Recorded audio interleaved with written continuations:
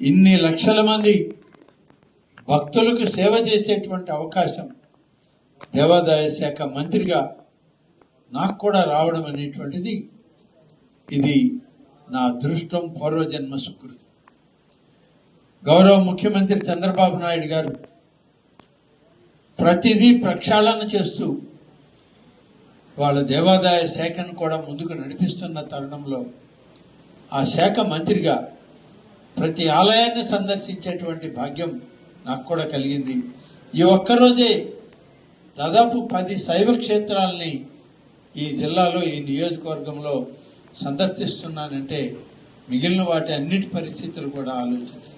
ఎక్కడికక్కడ స్థానిక శాసనసభ్యులు, స్థానిక మంత్రివర్యులు, ముఖ్యమంత్రి గారి దగ్గర నుంచి క్రింది వరకు అందరూ కూడా ఆలయాల్లో పూజలు చేసుకుంటూ ఇవాళ ఒక మంచి